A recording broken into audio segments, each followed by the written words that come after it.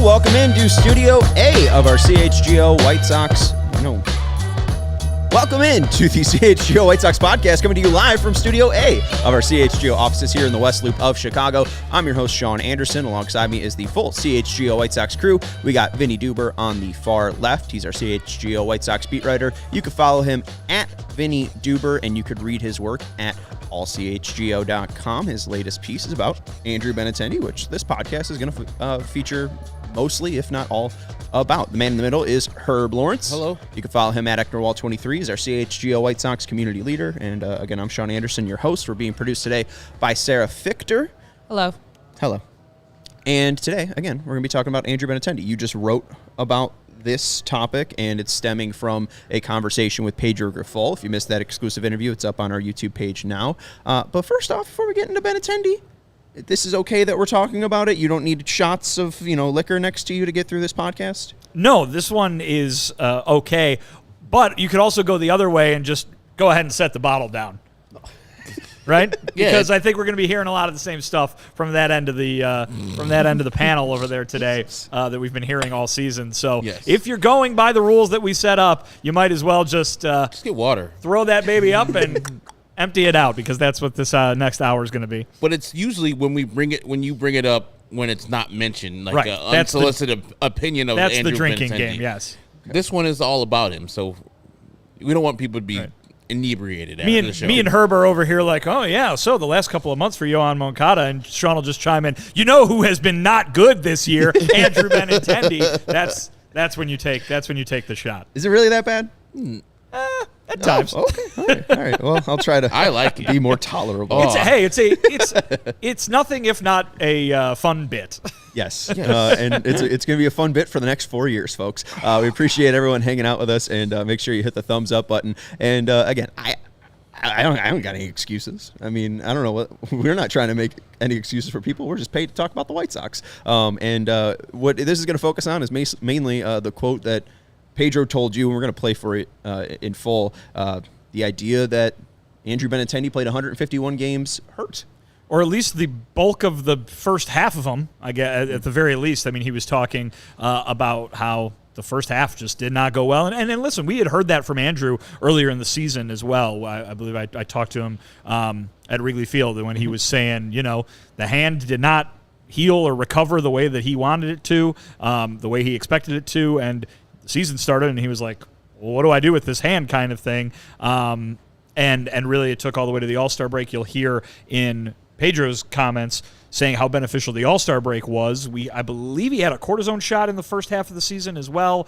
They were trying to get that thing in order. Believe also, too, that he took a pitch off of that hand early in the season as well. In the first month or so of the year when everything was going wrong, I believe he took a pitch off of that very same hand, which then, made things worse. So I don't know exactly what percentage he was feeling in the latter months of the year. I think at Wrigley Field, if you go back to that interview that I did with him then, which I think you're going to play a little bit of today maybe, he says feeling better now, or, when he was hitting those home runs on that one homestand, what a week, and he was talking about feeling better then. So maybe it did get to the point where it felt a little bit more normal toward the end of the season, but for the first half, at least, if not further than that, it was not good at all. We'll revisit those comments and those interviews. We got some clips from Benintendi. We got some clips from Pedro. We got some graphics as well. I guess before we dive headfirst in, Herb, I have one question for you. Okay. And since you are a community leader, I guess I want you to set the CHGO White Sox community opinion here. There was an opinion going around that Yasmani Grandal is the worst White Sox free agent signing in history. How do you feel after Andrew Benintendi? Because, again, there's 2 great years of Yasmani Grandal and then 2 awful years of Yasmani Grandal. Do you believe that Benintendi can – I mean, he's got 4 years to bounce back. Not only do I not believe that Yasmani's deal was bad, I think he played to the contract. As I think it was either Patrick Nolan or somebody from Sox Machine said, like, you're going to expect wear and tear on a catcher, especially at a 4-year deal. So the first 2 years of the deal, 21 and 22, 20 and 22 or 21, were pretty good years, especially 21, where he hit 23 home runs, was one of the best offensive catchers that year, even better than the 50 home run year that future White Sox Salvi Perez hit that year. I think you are going to need to widen your lens, White Sox fans. You think that Yasmani Grandal was the worst signing in the history of the team? He was pretty good his first 2 years. And, yes, the last 2 years weren't great. And, I think Andrew Benintendi has a chance to be worse than that because of the money he's going to be making and the lack of production he's going to have on the contract. If you put those two together, you're going to see much more home runs, better driven in, much more on base for Yasmani Grandal. And if you think that was a failure, wait until the 5 years are done with Andrew Benintendi and you match him up. You're like, oh, wow, we really got a deal there with that Yasmani Grandal.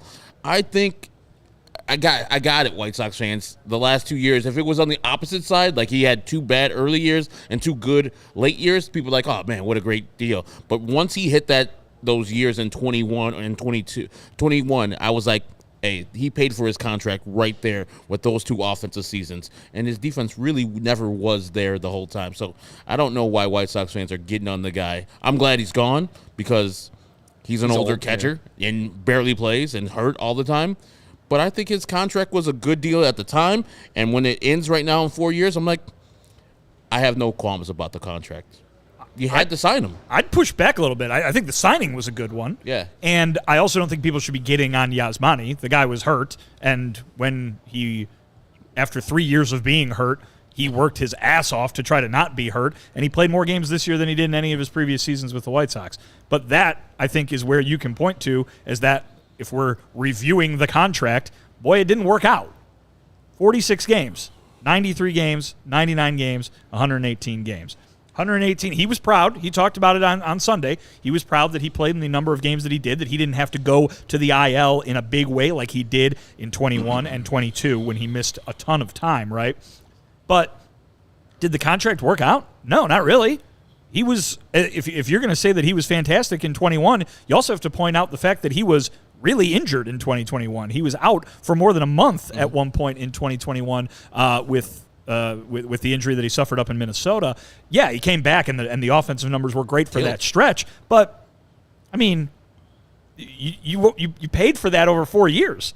You didn't pay for a good couple of months from the guy. I thought he was fine in the shortened season, in the COVID shortened season. Mm-hmm. He performed, but again, they didn't sign him to play 46 games that year. Everything's out of his control. I mean, it's 46 out of 60. But they signed him to play they signed him to play 120, 130 games, right? Yeah, but that was a short season, though, that one. Right, I'm not saying it was anybody's fault. Yeah. But I'm just saying if you're reviewing the contract, they paid for a guy to get way more out of him than they did. They did not get nearly as much as they hoped that they would get out of Yasmani Grandal, with the exception of that 1 or 2 months when they got way more than they thought they would expect for a couple of months. Mm-hmm. But again, those numbers that he put up that year, spread them out. You know what I mean? That was so concentrated in that one little stretch.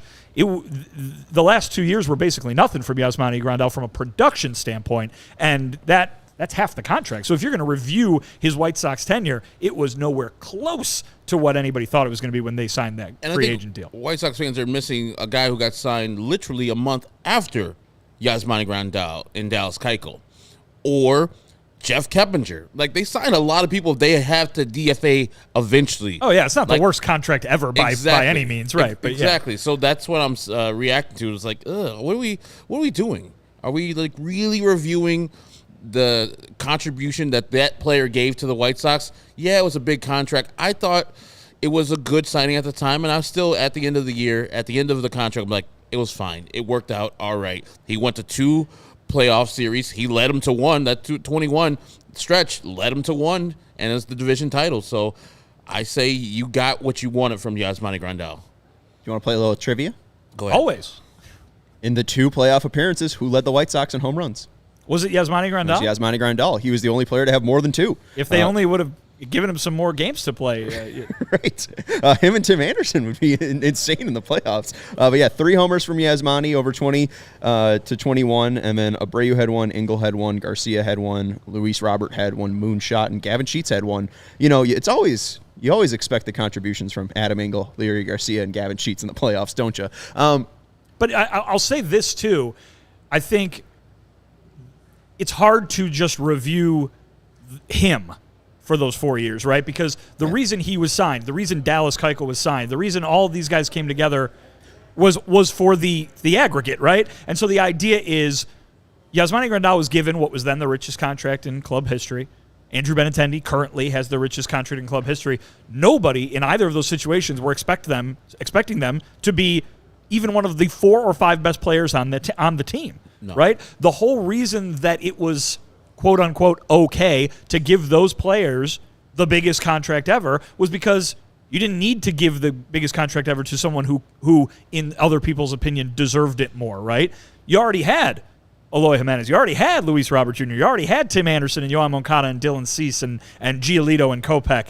Those were the guys that were supposed to be so good that paying $75 million for Andrew Benintendi was okay because that's the thing that just gets takes that group over the hump. Paying 72 or 73, whatever it was for Yaz, it's okay because he just adds to what you already have, and then the whole group is supposed to go and do so great. The reason, though, that contract, Grandal's, and the first year of Benintendi's looks so much like a failure to some people is because all the players around them failed to do their part in accomplishing the ultimate goal of those contracts, which was to finish off a contending championship level team. And there's been some discourse on White Sox Twitter about, Andrew Vaughn being the problem or a problem, and people just trying to be like, well, this guy was bad too. Like, I feel like this offseason is going to be our job to define every single one of the problems, right? And Pedro Grifol is going to get into it in a second about one of the problems, but like we saw this in 2021, 2022, and 2023, especially with Benintendi, players playing hurt. So again, you sign guys to all of these deals, Grandal and Benintendi, $75 million, $72 million, whatever. Again, it's health that's holding them back. Again, I mean, Pedro Grifol thinks that Benintendi's hand held him back. Benintendi saying similar things as well. But again, doesn't matter. White Sox fans don't care because, again, at this point, you want to see a team that was promised parades and championships. So it is frustrating, regardless if it is real or not. Because, again, this was something that White Sox fans wanted fixed after 2021. They wanted to fix after 2022. And it does seem like Pedro Grifol is a little bit like, I think he defined that the perception was a little bit magnified, but then, 20 minutes later in the interview, he's like, yeah, Benintendi was playing hurt for most of the year. It's like, this is why everyone's upset. So let's go to what Pedro had to say with Vinnie Duber, the exclusive interview, and Pedro gets into why Benintendi struggled in 2023 with the Sox. We're going to see him next year at his best. He had that hand injury last year where he was rehabbing all offseason, couldn't get in the gym to do what he normally does. He's talking about that already, about a big part of this offseason is getting that strength back that he normally comes into spring training with. That's a big part to his game. The bat-to-ball skills are elite, controls the strike zone. It's all a matter of, just now building himself back to and having the strength that he's had in years past, where he comes in and he drives balls because he was able to get after it in the offseason. This was a tough year for him in the offseason when he had that hammock and he had another injury. It was a tough year. And I can't tell you how many times it was a 2 o'clock, 3 o'clock decision on whether he could play or not. I mean, it happened a lot to where, hey, I send that lineup out the night before, and it would be like, I don't know if he can play. And I'm like, well, I'm going to send it out with him on it. And if he can't, he can't. And if he can, he'll stay on it. And he goes, I got to send something out. I don't want to not put him on there and then have to take somebody out and add him. So I can't tell you how many times, that happened because of his hand. I mean, he was hobbling to the All-Star break, and the All-Star break really helped him, so knowing what I know, he's had a good year. Knowing what I know, and I say that comfortably, and I say that because he deserves for me to say that, because he hasn't complained about it one time and hasn't talked about it one time. He's just playing. I'm playing, and I'm gonna play with pain. No problem. I'm playing, and even when he wasn't playing, it'd be like, hey, if you need me, I'm in there. If you need me, I can play defense. A few times it was like, I can play defense and I can run, but I can't hit. I mean, he's a tough kid. He's a really tough kid. We haven't even come close to seeing the best of Benintendi yet. Not even close. We'll see it. Whether it's specifically about him or not, a thing that gets asked again by fans constantly is, would that have been a reason to put him on the IL? Or player X, if they're dealing with an injury like that? If you put him on the IL, and after that period, it would be fixed. Sure. But if you're going to put him on the IL, and then when he comes back, it's going to be close to the same, then play through it. And those are decisions that the players make. Even if it's clearly hampering their ability to produce the way they want to, and you want them to. Okay, but produce the way they've produced in the past, but you got to weigh in, does it help us right now too? That production that he's been giving us has helped us. I mean, he's got 35, 36 doubles. He's still running a 330, 340, 335 on base. He still runs the bases extremely well. You can count on him in left field. He still produces at that level enough to be in the lineup every day. When players want to play and they say they can get through it, let them go. Especially guys like him that have been through it before and have played through some stuff before. I mean, that's infuriating to me, especially with some of the production stuff that Pedro throws out, and we'll get into that in a second. But you followed up and kind of said, like, again, if a player has a reason to go on the IL, why don't they? And I don't understand the quote, if you put him on the IL and after that period it would be fixed, but if you're going to put him on the IL and after he comes back it's going to be closer to the same, then play through it. And those are decisions that the players make. Why are the players making the decision? Again, I think the explanation that was given by Tony La Russa, I believe, is very much the same explanation that was given by Pedro Grifol. Right. Because this has been a problem for years now, right? Mm-hmm. And I think White Sox fans look at this and they go, this has to be fixed now. How come you can't fix this right now? This guy is hurt. Put him on the IL and he'll be fixed. And what Pedro spoke to, which if you hear it the right way, makes sense, which is it's not going to get fixed. These guys are hurt. They're injured. They're hurt all the time. They're injured all the time. That has been the story of the last 3 years, right? So is it severe enough that it needs to be Eloy Jimenez when he did the Vince Carter over the wall and he ripped his pec off his bone or whatever the heck he did, and he has to miss half of the season? No, it's not that severe. But it's lingering. It's there. You saw it with Yoan Moncada. Yoan Moncada was good enough to go play baseball this year. He wasn't good enough to go play baseball well this year. He wasn't good enough to go play baseball without having back pain this year. But the alternative is, I mean, for a while it was Jake Berger, and that's fine. But after Jake Berger was traded, the alternative is Lenyn Sosa plays every day, right? And so they're saying 40% of Yoan Moncada is better than 100% of Lenyn Sosa. Give us that, especially if he can play. Whether he can play up to his capability or not, obviously that's not even possible potentially. And it's the point that he made about Benintendi. Now, are any of these guys having good years that it's like, man, you need to keep them in the lineup because they're doing so well? No, and I think that's part of the frustration, right? But at the same time, it's the alternative. And this can also be, if you want to continue to criticize the White Sox for something, that can be something you can criticize them for, not having an alternative or an alternative that is as good as this injured player. I think that teams across baseball deal with this same dilemma on a yearly basis.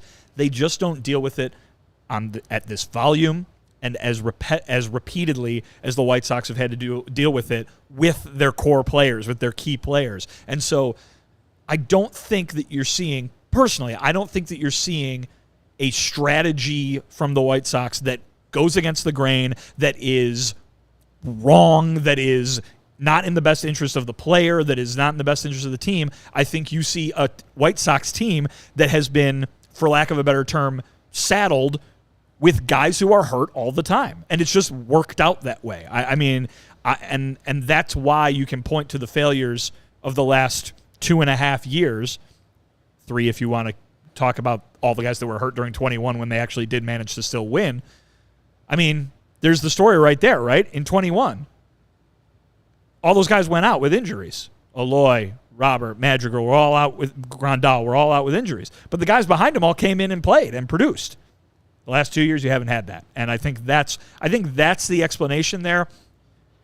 And again, to quote Tony La Russa, that's the explanation, but you'll probably hear it as an excuse, you know? And so I think that it's important to hear that explanation, but when, as you said earlier, Sean, White Sox fans don't care, if you've made up your mind that you don't care to hear the explanation, you're not going to hear it. Does it make it good? No, it's a terrible situation for the team to be in. It's why they keep losing. But I don't think that they're necessarily doing something that the 29 other teams are looking at them and going, we would never do that kind of thing.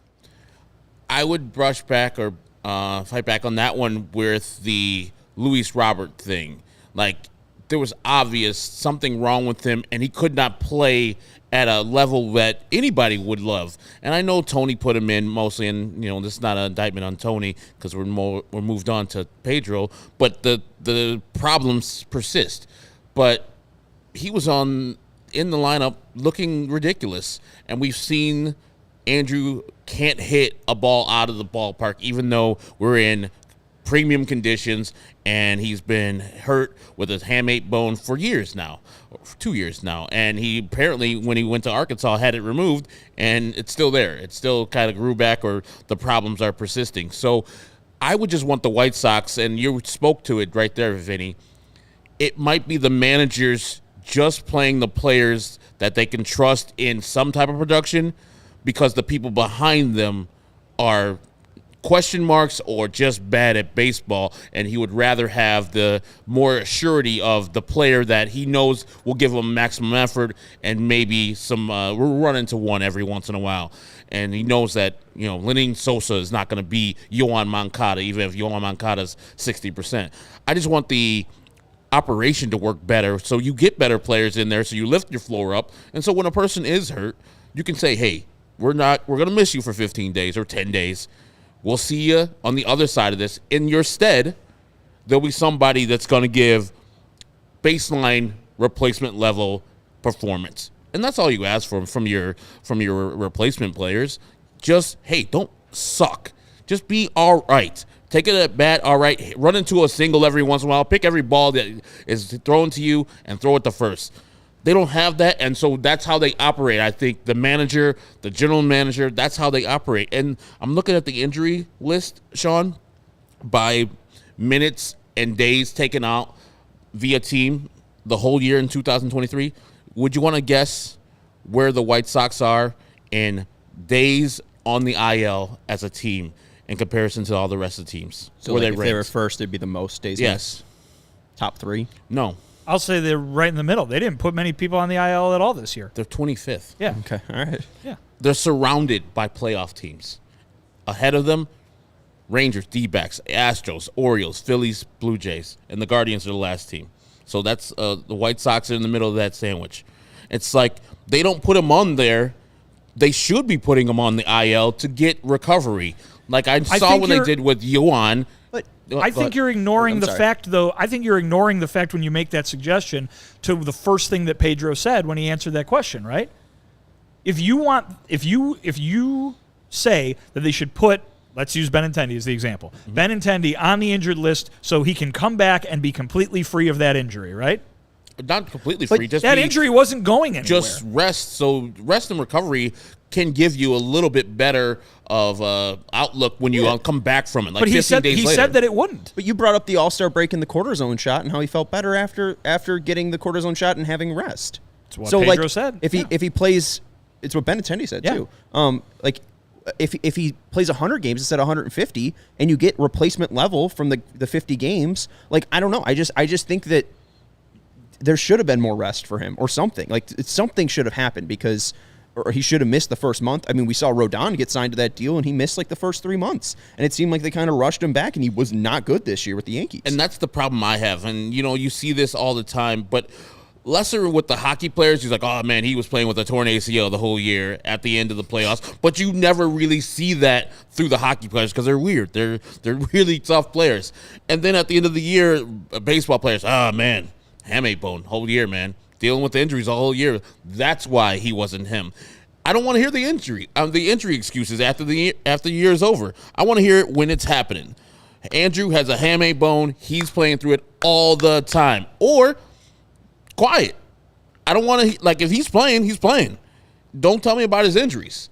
If he's not, then take him to the IL. But we did hear a little bit again, about the shot. But in the interview, I felt like he was saying like this is the why that Andrew was not good, and we'll see the real Andrew next year. That's what he. Well, but that's what he thinks. Yeah, but.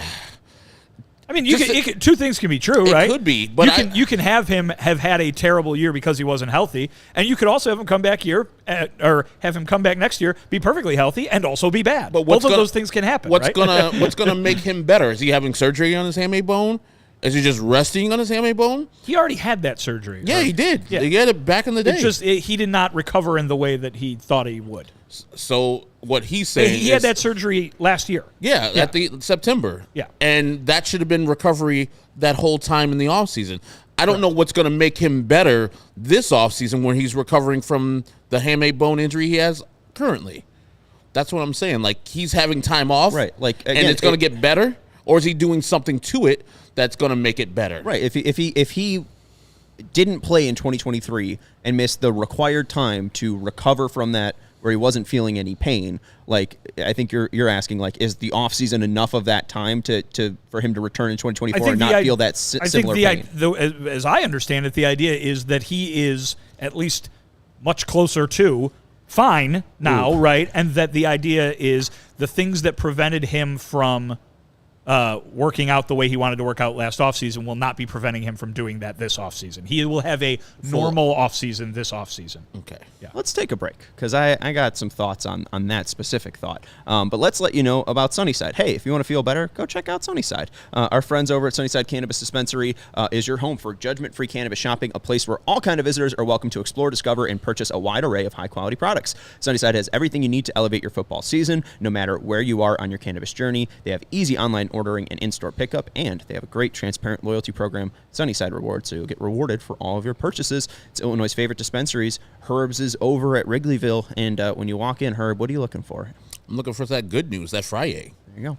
Those gummies. Mm-hmm. Herb loves those gummies. So through August 15th, head to sunnyside.shop and use code CHGO25 at checkout for 25% off your total order. One use per customer, and it's not stackable with other promotions. That's not only for new customers. Anyone can use our code. So pick up everything you need to elevate your football season. Must be 21 plus or an Illinois MedCard holder. Again, code CHGO at checkout for 25% off your total order at sunnyside.shop. Thank you to Sunnyside for hanging out with us and being a sponsor. And two, we got this all decked out with set decorations. The ones that are sent from Foco are behind Herb's head, I think. You might be blocking. Yeah, you're blocking the Tim one. Now you're kind of blocking the Southpaw one. TA and Southpaw are surrounding Eddie O. As they should be.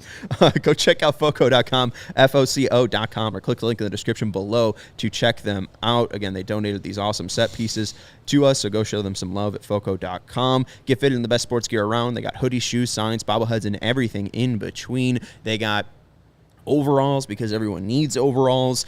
They got Bears stuff if you still are supporting the Bears after their bad start. And hey, you got the Blackhawks and Bulls coming to town and starting their seasons soon, so you can get decked out and ready for those seasons over at foco.com, foco.com, or click the link in the description below for all non-presale items. Use the promo code CHGO for 10% off. All right, let's go to Andrew Benintendi. You brought up the interview you did with him at Wrigley, and he talked about the offseason, what he'd be looking to do, and why he thinks that he can have more success in 2024. Yeah, I mean, it's been a frustrating year overall. I think I never really got it going.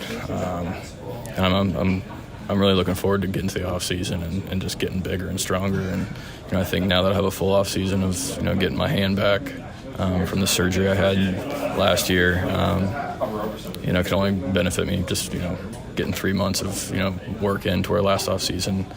There's only so much I could do because, coming off of surgery. So looking forward to that. Do you think that kind of impacted you a little bit more than you thought it would over the course of the year? I think so. I mean, obviously the first half I was playing through some things and got a shot and then just never really got it going again. So I think what it needs is just an off season of lifting and getting stronger. Yeah, you mentioned that. Is the goal in mind more power or a different area? I think just being more than just a slap hitter or just a singles guy. I mean, I think that there's obviously more in the tank for me, but it's easy to talk about. I just got to do it. Here's the part that just frustrates me so much because I want to believe in him. I understand that I've been bashing him left and right. I get it. I did not want him on the team. Oh, well, I'll suck it up. There's 4 more years left of Andrew Benintendi. But what he said was that he struggled through the first half with his hand injury. His OPS was 716. From the second half on, it was 638. He got worse.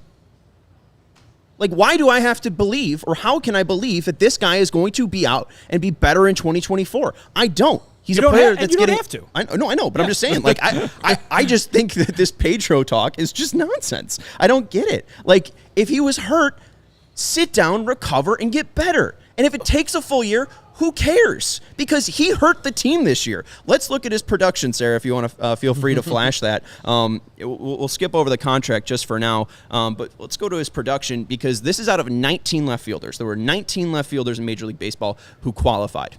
In F-WAR, out of 19 left fielders, he was tied for 17th with MJ Melendez with 0.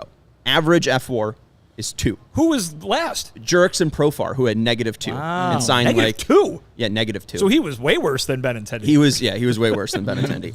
Weighted runs created plus 87. That's 17th out of 19. His average, 262, which was 10th out of 19. Again, we hear so much about his average. We hear how that's a great thing. It's elite bat-to-ball skills. Career low. Career low. Yeah. A lot of career lows. Yep. On base percentage, Pedro hyped that up around 330, 335. He wasn't looking at the actual stat sheet, but it was 326, 11th out of 19th left fielders. Led the White Sox. Led the White Sox, too. Which, I believe. Did he lead the White Sox? I think he led the White Sox. Yeah. I'm pretty There sure was he one did. category. Oh, it was games played. He was second. He was short of Andrew Vaughn by 1. Oh, Vaughn. Andrew Vaughn played in 152, and he played in 151. And then this is his most favorable stats, doubles. He had 34 doubles and was tied for 5th. I just, they're stuck with him, and a lot of this is going to be really just based on if this is a lie or not. Like, is he actually hurt, or is he also bad? Was he bad and hurt, and is he just going to be bad next year and less hurt? Like, we played 151 games, so him, showing up wasn't an issue, No. but I don't see this getting better. I got more stats, but I don't know. I don't know how it can get worse. And I said that last year. He owes me $100, which I owe you $100. Yes, sir. I wonder if he was hurt and the White Sox knew he was hurt, why just sign him to this deal? This year counts. Yes, year. I mean, I know he only signed for like $8 million this year, but it count. He was terrible, and so due diligence on Kenny Williams and Rick Hahn, that's a failure. That's an F, because you don't sign a player that is recovering from a hamate bone injury, and he himself says, yeah, I never really had enough time to get it stronger and to have a full off season. Like, I'm frustrated for the time in the past where I knew he had a hamate bone surgery last year. I was fine with him on the team, but I didn't know the recovery is going to take millions of years. I thought he was supposed to come back maybe for the Yankees playoff series, which he didn't. But I was like, okay, it's going to be February. He had the surgery in September. What's the deal? And so to hear that he's still having lingering effects of that surgery from last year is just disconcerting. And like you said, I know it probably can't get worse, but how's it getting better if you're just getting stronger? I guess, but I don't put my eggs in that basket like you, Sean. I'm like, if he gets better, he gets better. Fine, that's what you're supposed to do. If he plays to the contract, awesome. But next year, with the expectations of Andrew Benintendi, I'm not going to be thinking that he's going to be back to this all-star level stuff that he did with the Royals, or even better with the Boston Red Sox. I mean, listen, Sean, you made the comment, what does it matter if he misses the whole season? You're saying that knowing they lost 101 games. I mean, would they? If I would have told you that in March, you would have been like, oh, so they're going to be without one of their starting players and a guy that they, even though you already had a negative opinion of him, somebody that they had a very positive opinion of, right? And even when April went south, right? Even as we got toward the trade deadline, it was like, there it is. Just go on and go win games and you'll be there. You didn't have to believe that was actually going to happen, but they believed that it could. And I think the idea was they thought that playing Andrew Benintendi would be helpful to them trying to win. When this season started, their goal was to win the World Series. And you can laugh like Sarah just did because you know what happened. But at the time, they were trying to win the World Series, and they thought that Andrew Benintendi was going to be a big part of helping them do that. If they just say, oh, well, he's going to miss the next 3 months, he's going to miss the first 3 months of the season, then your World Series chances, again, this sounds ridiculous, but take a sizable hit, and you're dealing with the same damn problem you've been dealing with for 2 years, where half your lineup has to sit out for a month or more every season. Well, and then when your lineup sits out, you don't have good enough players to just play average baseball, and the guy that was there was playing below average baseball. Again, he played 151 games and had a WAR of 0. And it wasn't helpful. And did you want to see 150 games if you sat out Andrew Benintendi? Did you want to see 150 games of Clint Frazier or 150 games of whoever the heck they kept running out there?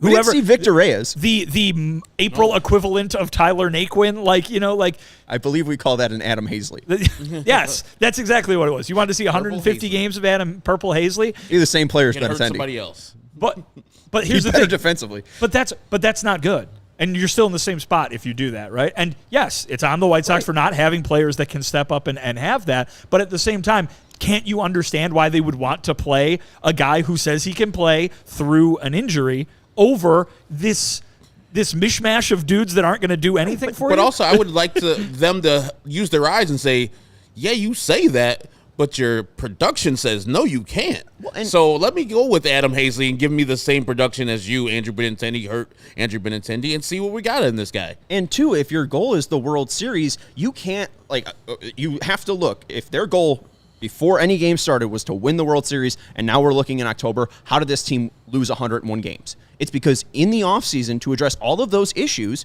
you signed 2 players. Correct. To address that World Series team. You gave all of this ammunition to a team that had so many injuries in 2022, and you didn't learn your lesson. Correct. And the 2 guys that you signed also didn't give you a full season. Nope. Benintendi gave you 151 games, but as we're talking about, he wasn't healthy for those 151 games. And Clevenger pitched at least, a decent amount, probably his average innings pitched for a Clevenger season. But still, he was hurt for most of the year. Missed a month. I think so it's 135 innings. What the fuck did this team learn? What did they learn from 2022 to 2023? Nothing. They didn't do enough in the offseason in 2023, and that's even if they signed Benintendi and Clevenger plus. They needed to do a lot more than just those 2 players. They had so many holes, and they didn't address it at all.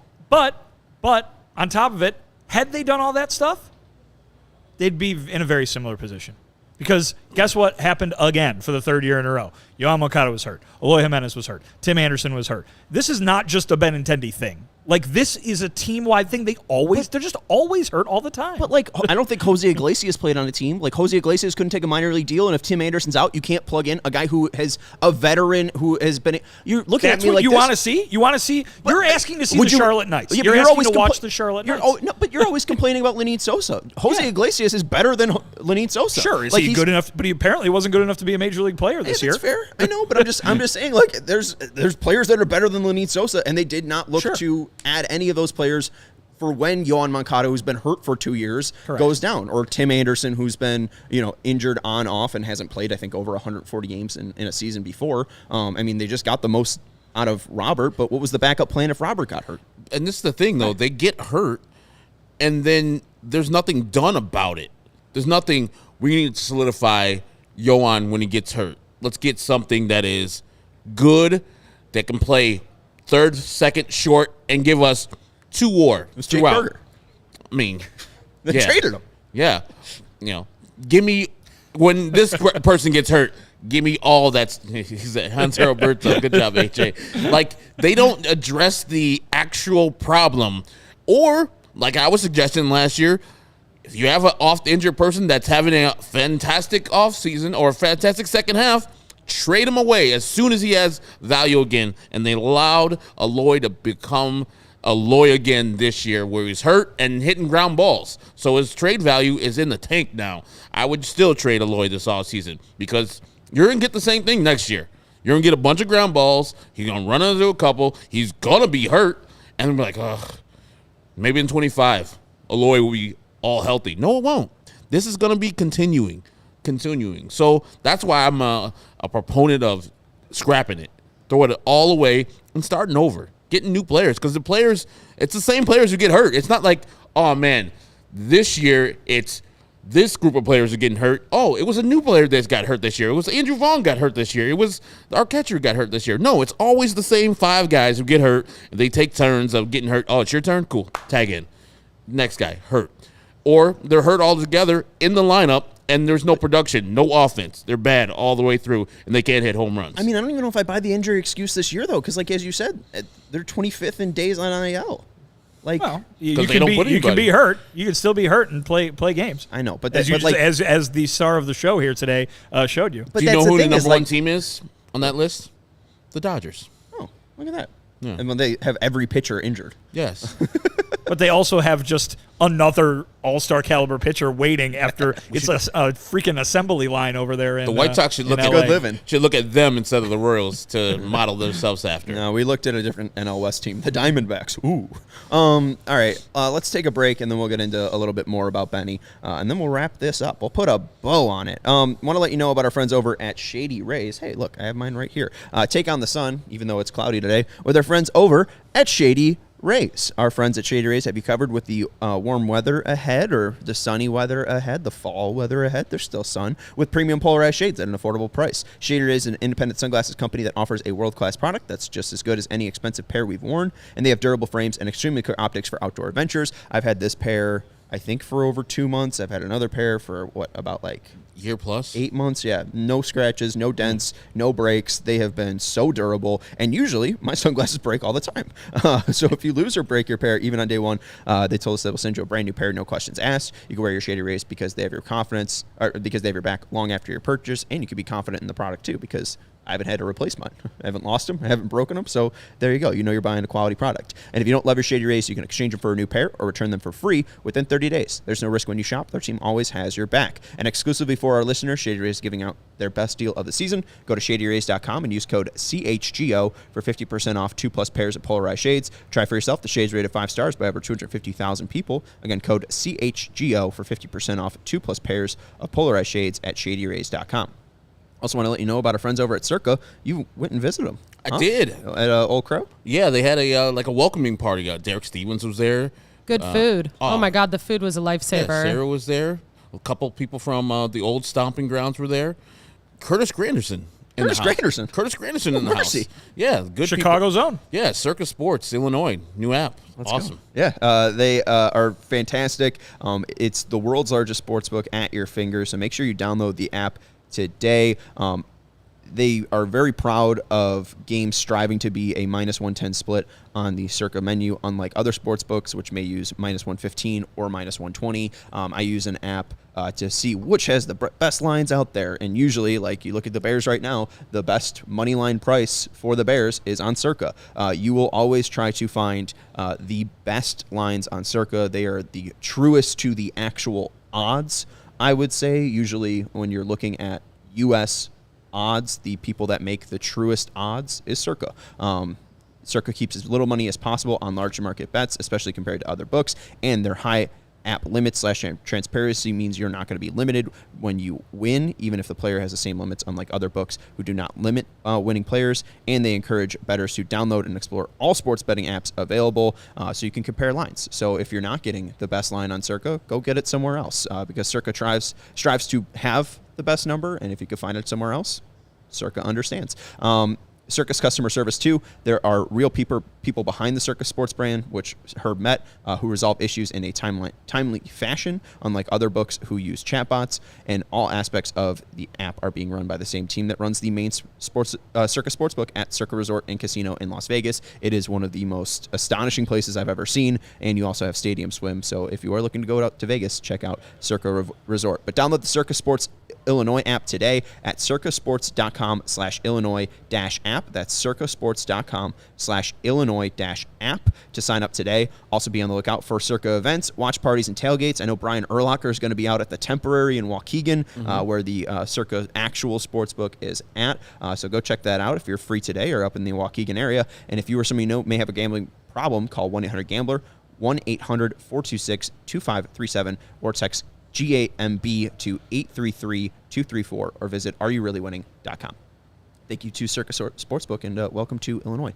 And finally, we want to let you know about our friends over at Fubo. 140 live channels of sports, shows, movies, and news. You can stream live TV from any device and watch the most Chicago sports for the lowest price.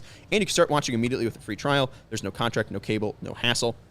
Just sign up and start watching. Our favorite feature is the 1,000 hours of cloud DVR included at no extra charge. Since there is no White Sox, I am DVRing Golden Bachelor.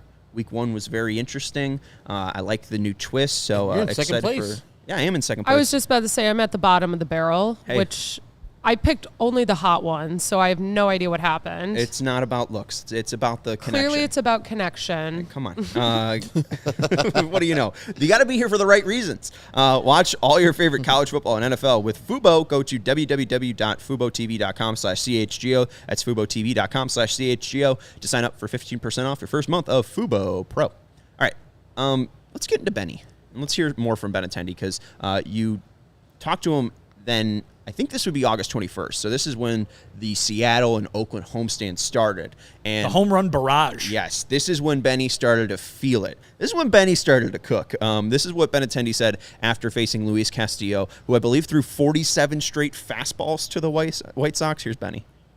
I've been searching for a feel for, it seems like, since 2018. And I think that facing Castillo the other day, I felt that again. So I'm just trying to replicate that as much as possible. And,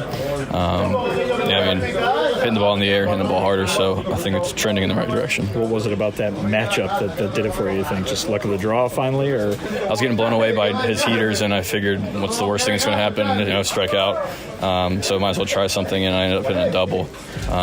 So I think that kind of clicked right there. So I don't want to jinx or anything, but just going to try to ride it out. Is there an element of your hand feeling better or stronger that's allowing you to drive the ball as well? Yeah, 100%. I can tell. The part in my swing where my hand kind of gave up earlier in the year, it's now driving through the ball. That's I think not a big part of it, but a part of it. Just going to keep trying to get it better and get stronger. Again, just hearing searching for a feel since 2018, you bring up, why do you sign a guy with a hamate bone injury? Why do you sign a guy who's searching for a feel since 2018? I'm sure it's not in negotiations. Hey, man, guys, I'm still searching for a field. Don't get away from me. That's some hell of a thing to say, 4 months into your contract. I've been searching for that since 2018. I think, let's put it this way. I think he's been searching for his 2018 since 2018, right? If you look at the numbers, 2019 was a down year in comparison for him, and then he only played the 14 games during the COVID season. 21 was also, not as good as 2018, and then he had the good 22 in which he made the All-Star team. But as we pointed out so much during the offseason, that was after he went to Kansas City, where he said he changed his swing around to suit that ballpark. So I think maybe if I'm looking for an explanation there, I've been looking for the 2018 me since 2018. And again, you should go find the balls they were using. That doesn't make your point incorrect at all. I'm just providing some context that, it's not like he just said like, oh, I've been playing like crap for the last 4 years. I know, but like there's just something about that where it doesn't feel like he's setting the tone. And if you are going to have elite bat-to-ball skills, you usually are looking for your pitch and not getting blown away from it. And that's a major league fastball. I understand Luis Castillo is one hell of a pitcher, but also like you are getting blown away by fastballs left and right. And again, he said his hand was feeling better, and we can look at the stats. His numbers weren't any much improved after that series. But let's go to what I wanted to bring up right here. So searching for a feel since 2018. This is Swing Take, which I just opened a medical journal. Yeah, I'll try to take you through it. So the pink is the heart of the zone. That orange is the shadow of the zone. So something that like is kind of like a borderline strike. Something that you could probably take or maybe fall off. Anything in the yellow you're chasing, and if it's in the gray, it's basically a Michael Kopech trying to throw a strike. He's just completely missing the zone. So you look at Benny, and there's no real difference between 2018 and 2023 on waste, right? Most major league hitters just kind of, again, there's waste pitches and they're clear to see that they're balls. And you look in the chase, he's not really a chaser that much. He's lost about 7 runs from 2018 to 2023. But what you want to focus on mostly is when pitchers are actually throwing it in the zone. He's a lot worse. Wasn't really good in 2018 in the heart of the plate, negative 21 runs. So we did see a 7-run increase there to negative 14 runs. Again, that's not good. But again, anything elevated, anything on the corners, anything really that he has to decide on, and we saw his on-base percentage go down as well, he just struggled. He wasn't taking as much, 47% in the shadow compared to 42% in 2023, so about 5% dip in the take rate on the shadow part. He was swinging more often, and this has been happening since 2021. You look at his zone rate in 2021, 43.9, 2022, 43.1. This year, 43.6. All of the other years barely even touched 40. So from 2022 to 2016. And his swing rate is up immensely. He was only over 50% once in 2019. But then his 3 highest have come since 2021. 52.2, 48.1, 48.8. So this is a player that is swinging way too much, and especially for the poor contact that he makes when he actually makes contact, it's the wrong approach. So what Andrew Benintendi needs to do is, if your hand hurts, swing less. Like, I don't know. Well, it's a guy who came in with a reputation of being more selective. It's a guy who that was the talk when the White Sox signed him is, hey, one of the things that he does that our team doesn't do is walk and has a mastery of the strike zone. You're absolutely right. Again, I'm not a professional baseball player or a hitting coach or anything like that, but it just seems logical to think, man, if I can't swing it as hard as I used to, if I can't, because what that graphic showed me right there was that in 2018, he's a good hitter. And there's a pitch on the edge of the zone, and he can poke it into left field or, or something like that. And that ability is very valuable. But it also strikes me as something that having strength that you build in the offseason would be very helpful in, right? If you reach out and try to flick something out there, but, oh, my hand hurts, I can't do it quite as much, it turns into a ground out. It turns into something easy. So I could see where the strength explanation would make sense. But what did we see last year from Jose Abreu, right? A guy who was not having as much success hitting the ball as he had in years past. He said, you know what I can do, though? I can walk. And he decided to change his game so he could walk. We've heard that Andrew Benintendi is good at changing his game. He changed the way he hit so he could be successful at hitting at Kauffman Stadium. It seems logically like he should have said, hand's not working for me right now. What can I do? Boy, I can walk. I can get on base via the walk. We didn't see it. And you would think, having everything we had heard about him coming in, that that's exactly what we would have seen. I mean, where you show the shadow thing, that's where pitchers live. They're not going to be living in the heart, and it looks like the heart for him, it doesn't matter. He was bad, no matter what. Middle was not a good thing for Andrew Benintendi, but that's where the good pitchers are going to live, on the shadow of the strike zone. And he was good in 2018, and to be that bad, was in negative 20 runs in the shadow of the strike zone, is not the way you're supposed to do it. And as you said, if you're going to be the guy who gets on base, and that was my argument, it's like it's a good signing because his on base is 340, 350, wherever it was coming into the year. I was like, that is a good signing because at least at minimum, he'll be getting on base via the walk. And we didn't see that this year. And it's very sad to see that he probably pressed and tried extra hard to hit home runs or to get on base via the hit instead of, hey, you know what? I know me. I know who I am. I don't need to force it. The contract's signed. The ink is dry. Let me be me and not try to force it too much, and let me do what I do. If he doesn't throw me my pitch, cool. But when he does, let's attack it. And there's so many times where you saw a pitch where it's in his zone, and he's just waiting way too far back, and he hits that ball to left field, and it's a weak fly ball. You're like, are we ever going to attack a ball? And maybe they can explain that it's like his hand wasn't feeling good, so he's just laying back. But those, like that, I don't know if the hamate bone doesn't make you swing a little earlier. It's your brain. It's your eyes that sees the ball where it needs to be, and then you swing and you make that weak contact to left. Everybody's like, go ahead, baby. I love that. And costing her $100 is my thing. Hey, again, I don't know why you bet it. Because I believe that man was healthy. Yeah, he was. And he said he was finding his swing. I was like, here we go. No. Never found it. What a jerk. The one thing, too, he said in there that he wanted to start elevating the ball more. And now after seeing this, it's the wrong strategy. I would like to see him walk more and just focus on line drives and just singles. Because, like, I know he said he doesn't want to be a slap player anymore. I think that's what's going to actually help him because he can't drive the ball. Like, you look at since 2018, and I took out 2020. This is from StatCast.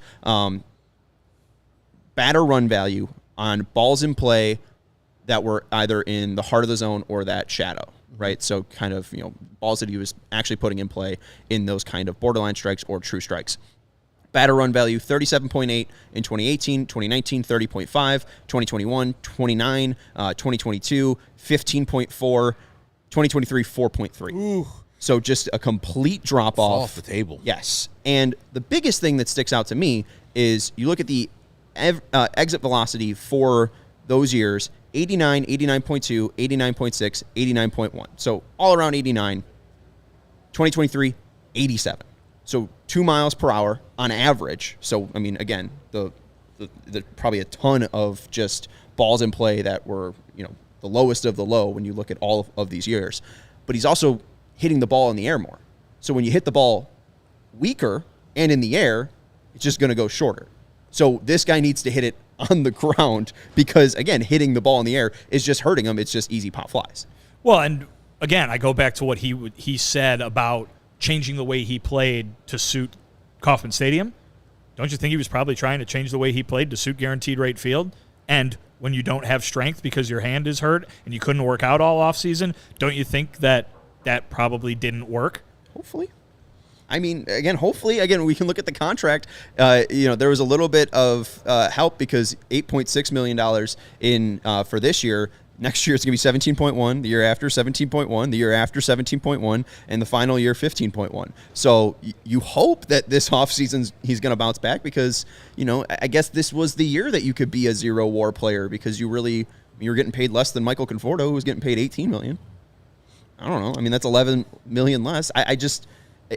I hope he can bounce back, but I don't believe it. It seems like a player that has kind of lost that way since 2018, and I don't think that one offseason is going to fix it because it didn't fix it in 2020, it didn't fix it in 2021, it didn't fix it in 2022, and I understand, again, coming off surgery there. Listen, I mean, he's getting twice the salary, so more protein, more availability, eat better food. Protein. So, yeah, Andrew Benintendi back. Get himself more protein. Yeah, get a hyperbaric chamber in his house. You think the problem was that he maybe couldn't afford the good protein? He's like, I'm just sitting here eating eggs only. Ugh. I'm poor as hell. $8 million. How am I supposed to live on that? Now he's making 17. He's like, baby, go Maserati time. Give me the finest pork in Cincinnati. See, and just to go back to, sorry. That's that garbage chili. That's the final. Stay away. I don't think there's much protein in that. Skyline chili? Yeah. Maybe it looks like it used to be protein. It's all pork from the floor. Okay. But there's this quote from Benny out, and we got to wrap it up. We make final points. This is mine. There's this quote, and I don't know where this is from. It looks like Sun Times font.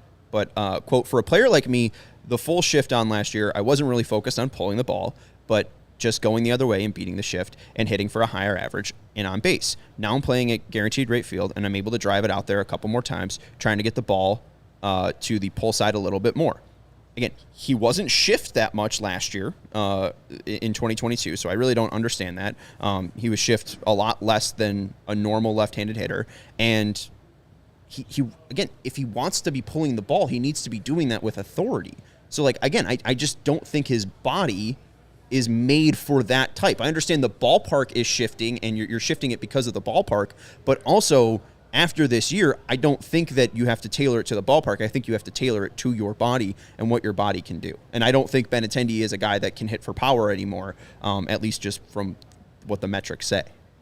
I mean, I think he like a power approach would be bad. He could be that guy. What's a power approach from him would be horrible. Like 450 a slugging or a certain number of home runs? What are we talking about? Like the 20 that he got back in the past? I mean, that's not happening. I mean, he's hit home runs before.